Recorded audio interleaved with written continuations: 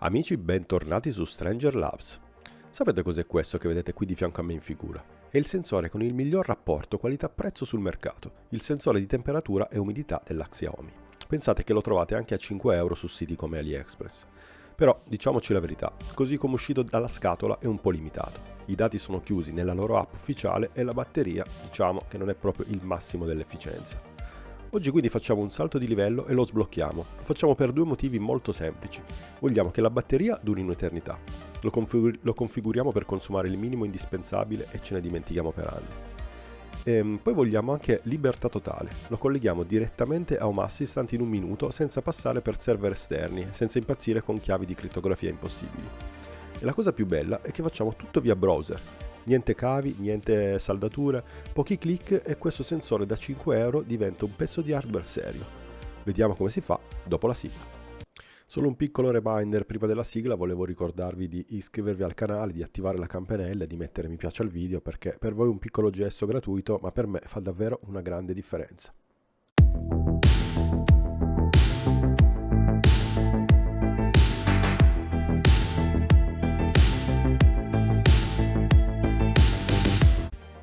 Ok, partiamo dal principio. Il sensore è questo, ce l'ho in mano anche per farvi vedere più o meno le dimensioni e le proporzioni rispetto alla mia mano. Se non ce l'avete in casa potete, come dicevo prima, acquistarlo su siti come per esempio AliExpress. Qui vedete che il pezzo singolo costa 5 euro, come dicevo prima, anche se qui in questo caso c'è una spedizione di 10 euro, ma se andate ad acquistare dei pacchetti, quindi dei set da 3 o da 4 o da 6 come feci io ai tempi, lo pagate praticamente più o meno 5 euro al pezzo.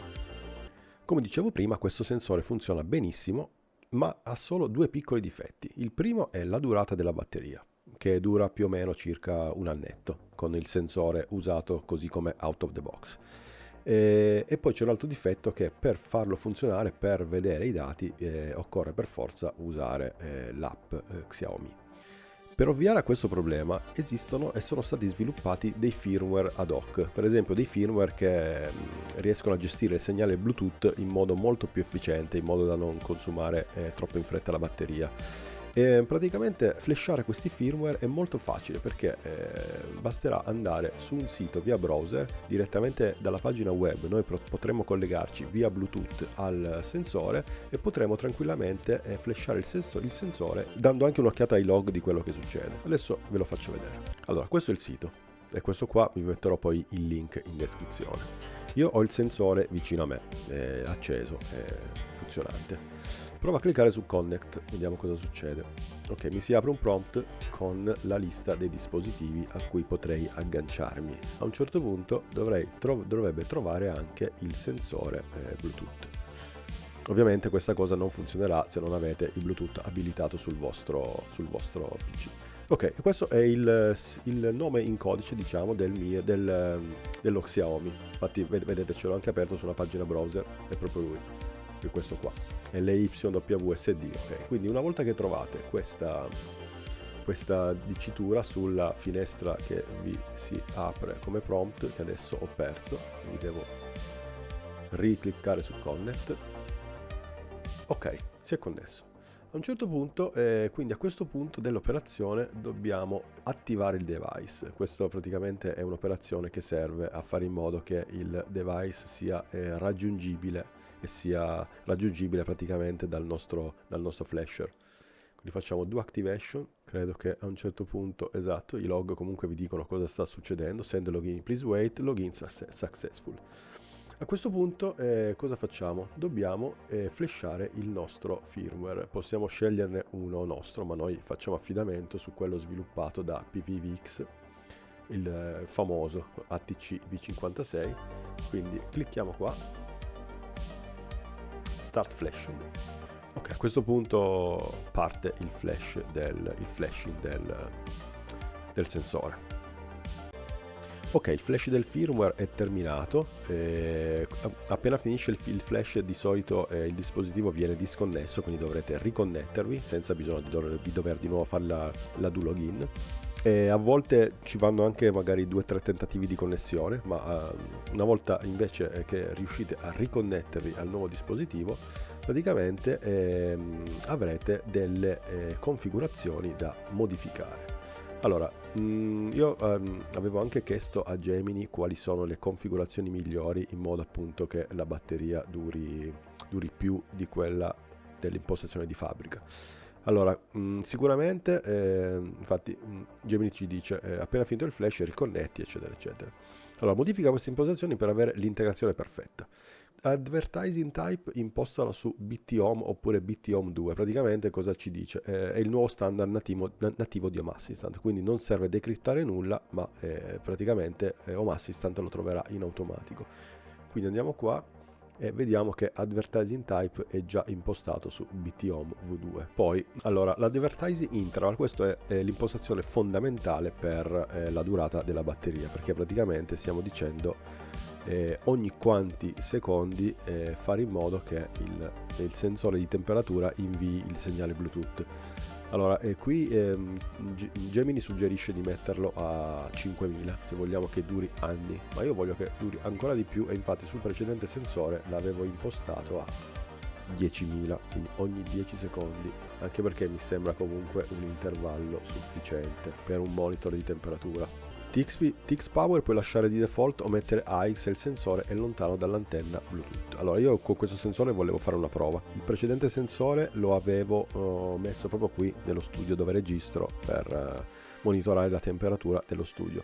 Quest'altro sensore vorrei provare a metterlo all'esterno, fuori, quindi subito dopo il muro praticamente di questa stanza che corrisponde al mio cortile, per monitorare la temperatura esterna. Quindi pensavo di lasciarlo su TX Power. Possiamo provare a metterlo su TX Power, vediamo dov'è. Chiediamo a Gemini il TX Power Medium a cosa corrisponde secondo lui. Facciamo così, facciamo uno screenshot.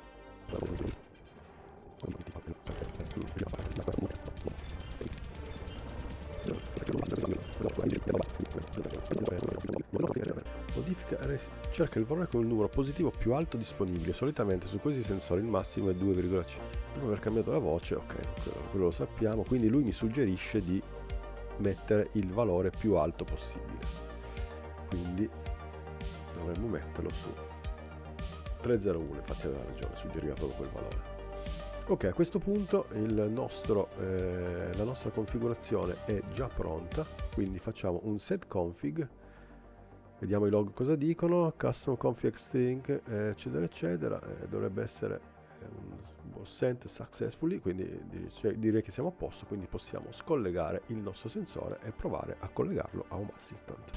Ok, eccoci tornati invece sul nostro Home Assistant, quindi adesso andiamo su impostazioni, dispositivi e servizi, andiamo sul protocollo BT Home. Vedete, ha già rilevato il nuovo sensore, infatti mi suggerisce di aggiungerlo. Praticamente col protocollo BT Home il sensore comunica con Home Assistant che come ricordate gira sul mio Raspberry Pi 4 direttamente tramite il Bluetooth del Raspberry Pi 4. Quindi facciamo aggiungi, vediamo cosa succede. Vuoi configurare? Direi di sì.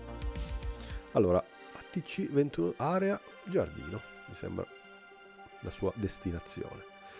Allora, quindi ci sono due entità disabilitate, apertura, spento, tensione 3 volt. Allora, c'è un piccolo problema che mi è già capitato l'altra volta. Praticamente, in molti casi, probabilmente per un errore di configurazione, il sensore viene visto come un sensore di apertura e chiusura. Quindi vedete che qui non ci sono i sensori di temperatura e umidità. Ma è bastato che il sensore inviasse il primo segnale per far comparire temperatura e umidità. Come vedete i valori sono qui. Avete anche un'informazione importante, cioè lo stato della batteria, quindi in questo caso potete anche verificare voi stessi che la batteria effettivamente duri molto tempo. Allora, qui adesso quindi abbiamo questi due valori da poter usare. Io volevo fare una cosa molto carina sulla mia plancia. Volevo provare ad aggiungere due badge in alto. Aggiungi distintivo nella traduzione italiana, credo che potrebbe essere che in inglese vengono chiamati badge. Questa è una cosa molto carina perché io posso aggiungere una entità. Adesso andiamo a vedere come si chiamano le nostre entità temperatura e umidità esterne. Ok, questo è il nome, lo copiamo. Quindi andiamo di nuovo sulla plancia, voglio trovare questa entità.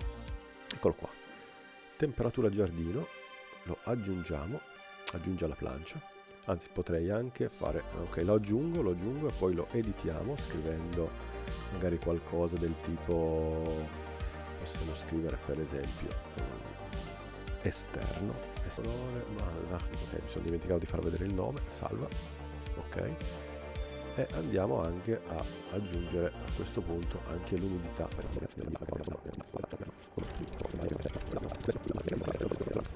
Ok, quindi adesso io ho qui sulla mia plancia due badge che praticamente mi indicano la temperatura esterna, quindi adesso io andrò a mettere fuori il sensore e vedrò che effettivamente la temperatura diminuisca. Ok, il sensore ora è stato posizionato all'esterno, infatti la temperatura sta iniziando a diminuire, ma nell'attesa che diminuisca completamente e che raggiunga quella esterna, volevo praticamente creare anche un grafico della temperatura esterna. Per far questo potrei anche basarmi sullo stesso grafico che ho creato per esempio per il clima nello studio o nel salotto. Nel salotto ha anche temperature minime e massime, quindi potrebbe anche essere una buona idea anche per monitorare la temperatura minima e massima esterna delle ultime 24 ore. Quindi potrei fare semplicemente questo. Vado qua, vado su questo grafico, faccio clicco sui tre puntini, duplica. Ok, a questo punto mi viene duplicato il grafico e io posso customizzarlo magari con le modifiche che voglio portare. Per esempio qua posso clima esterno, devo cambiare il nome dei sensori ovviamente, quindi vado qui su impostazioni e mi ricopio questi nomi. Quindi qua siamo sull'umidità, si autocompletano, quindi posso scrivere temperatura. Ok, quindi come vedete sta già diminuendo e ovviamente il grafico delle ultime 24 ore è semplicemente una linea retta, cioè si aggiornerà praticamente man mano che passa il tempo, e direi che le modifiche sono finite. Io adesso faccio salva e quindi qui ho anche qui sotto il nuovo grafico della temperatura esterna che posso magari anche posizionare sotto gli altri. Qui ho sempre il mio badge, che vedete che la temperatura sta piano piano scendendo, quindi questo significa che il segnale Bluetooth funziona, quindi raggiunge il Raspberry Pi 4. Quindi a questo punto clicco su fatto e la mia nuova plancia con l'aggiunta del sensore di temperatura esterno è pronta. Ok, per oggi abbiamo finito, vi ricordo, se vi fa piacere, di iscrivervi al canale, di attivare la campanella e di mettere un mi piace al video. So che per voi è gratis ed è un piccolo gesto, ma per me fa un'enorme differenza, e ci vediamo al prossimo video.